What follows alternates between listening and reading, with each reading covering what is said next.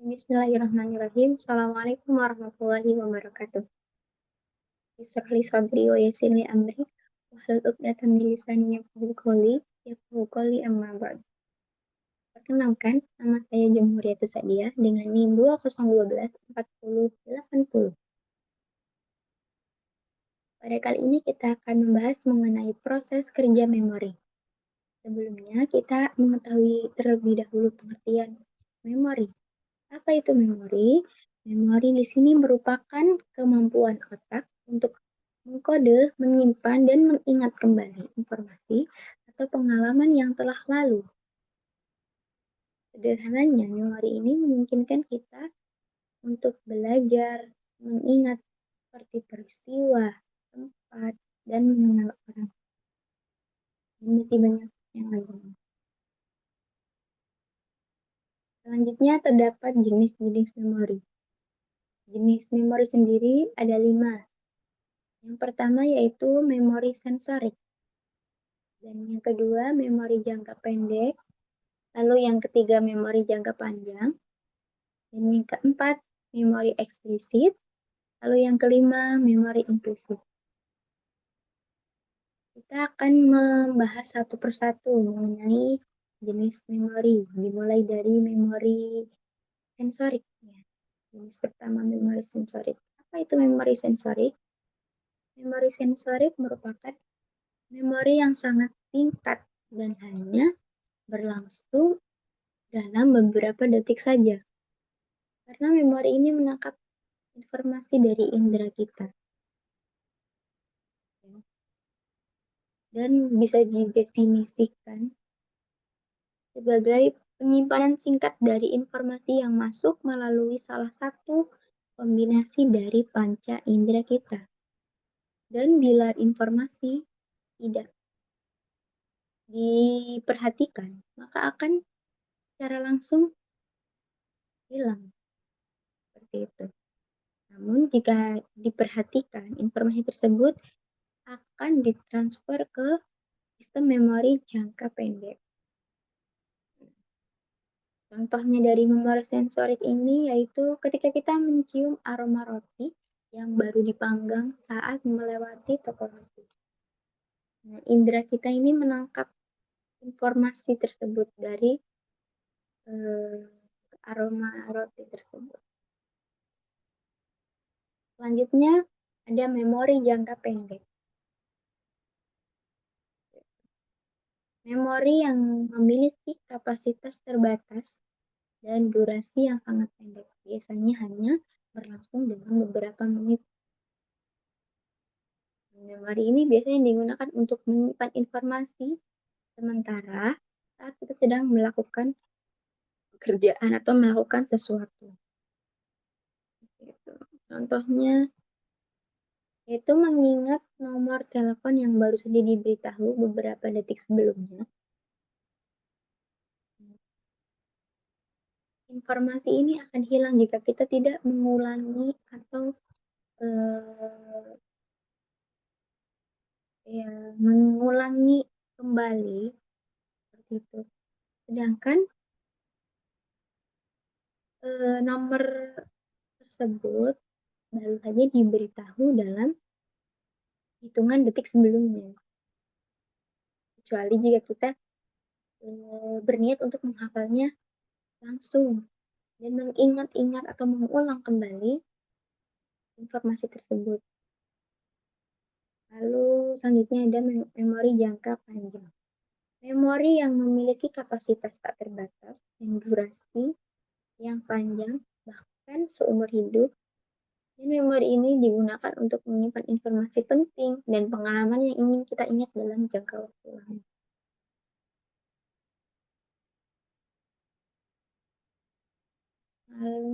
Contohnya dari memori jangka panjang ini mengingat lagu favorit dari masa kecil. Kita akan masih mengingatnya walaupun kita sudah beranjak dewasa. Karena di sini sistemnya kita itu memori jangka panjang ya. Bahkan akan bisa seumur hidup kita untuk mengingat. Lalu selanjutnya ada memori eksplisit, memori yang sadar dan dapat diungkapkan dengan kata-kata. Ya, contohnya seperti mengingat tanggal kemerdekaan Indonesia.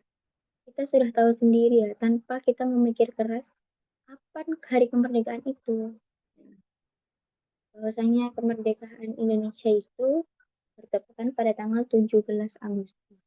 Ya, lalu selanjutnya ada memori implisit. Itu memori yang sulit diungkapkan dengan kata-kata dan tidak sadar.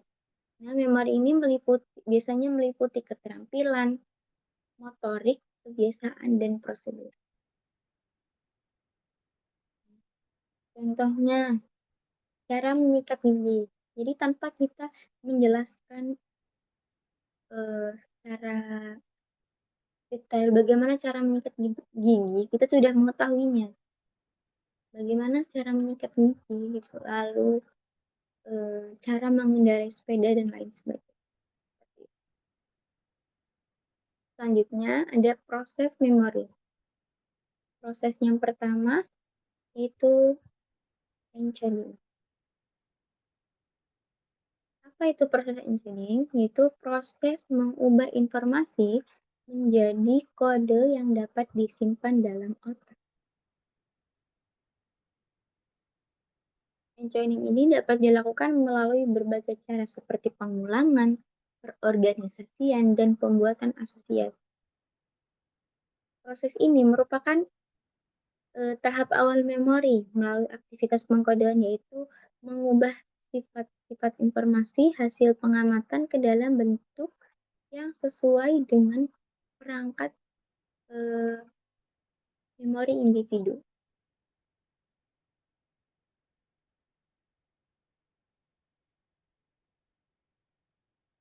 Tahap awal di sini. Lalu yang kedua yaitu ada penyimpanan atau storage. Proses penyimpanan informasi yang telah disandikan dalam sistem memori. Tadi kan tahap awalnya itu ada di proses encoding, lalu disimpan. Otak kita ini menyimpan apa yang telah di-encoding dalam otak. Informasi itu dapat disampaikan dalam berbagai bagian otak tergantung pada jenis informasinya. Lalu yang ketiga yaitu pengingatan kembali atau retrieval. Proses mengakses atau mengambil kembali informasi yang telah disampaikan dalam otak.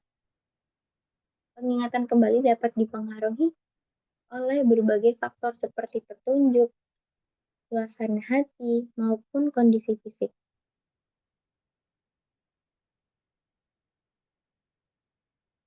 Dalam proses ini, seseorang bisa atau dapat mencari maupun menemukan kembali informasi yang telah disimpan dalam memori dan untuk digunakan kembali.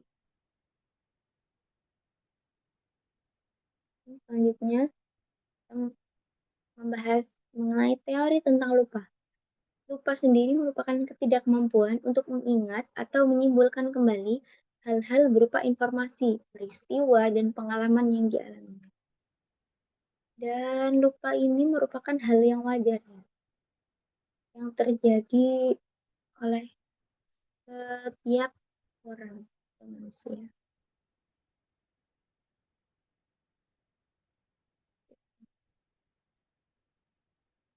Dan penelitian menunjukkan bahwa 70% dari apa yang kita pelajari hari ini dapat terlupakan dalam jangka waktu 24 jam apabila kita tidak melakukan upaya khusus untuk mengingatnya.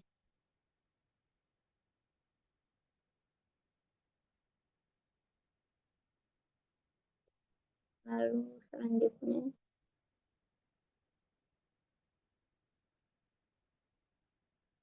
teori lupa, teori peluruhan atau informasi yang tidak sering digunakan akan secara bertahap memudar dari memori. Jadi informasi yang jarang kita gunakan secara perlahan akan memudar dari memori kita. Jadi alangkah baiknya ketika kita mendapat informasi atau berupa pelajaran, kita hendaknya mengingat kembali informasi atau pelajaran yang telah kita terima supaya tidak memudar atau hilang dari memori kita. Lalu selanjutnya teori interferensi. Informasi baru atau lama dapat mengganggu peningatan kembali informasi lainnya. Dan yang ketiga, teori gagal pengambilan. Informasi masih tersimpan dalam otak, tapi kita tidak dapat mengaksesnya karena kurang petunjuk atau kondisi yang tepat. Seseorang lupa dapat disebabkan seperti beberapa faktor. Itu yang pertama, gangguan kesehatan atau di mana letak sebagian organ utama pada memori telah mengalami penurunan fungsi seperti demensia atau bisa disebut seperti pikun. Bisa jadi melalui hambatan yang bersifat psikologi seperti stres dan depresi. Dan yang terakhir yaitu rentang waktu yang lama. Itu merupakan faktor yang dapat menyebabkan seseorang lupa. Selanjutnya, ada cara meningkatkan daya ingat. Itu memperhatikan saat belajar. Hendaknya kita fokus ketika belajar atau ketika menerima informasi yang berupa materi maupun yang lainnya. Yang kedua, yang ulangi secara berkala. Dengan mengulangi kembali informasi yang telah diterima, itu dapat meningkatkan daya ingat kita. Gunakan teknik mengingat. Dengan mengingat kembali, kita dapat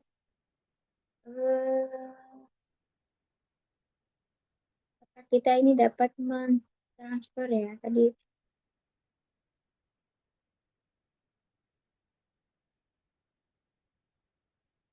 agar tidak mudah lupa. Lalu selanjutnya jaga kesehatan otak. Jaga kesehatan otak ini salah satunya yaitu dengan makan minum yang bergizi, lalu istirahat yang cukup, dengan berolahraga juga itu termasuk dari bagian kita menjaga kesehatan otak. Selanjutnya kurangi stres. Jauhilah atau buanglah pikiran atau hal-hal yang setidaknya itu tidak penting bagi kehidupan kita.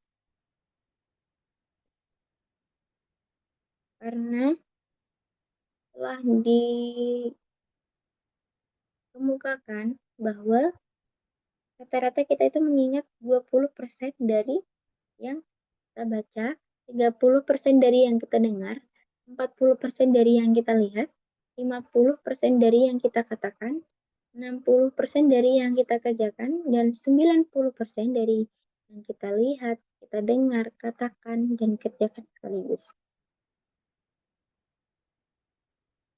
Karena seni daya ingat yang sebenarnya ini adalah seni perhatian. Alasan utama mengapa kita sering lupa itu karena kita tidak benar-benar memusatkan perhatian tersebut. Semakin banyak kita dapat melihat, mendengar, mengatakan, dan melakukan, tentu semakin mudah sesuatu yang kita pelajari itu masuk ke otak kita.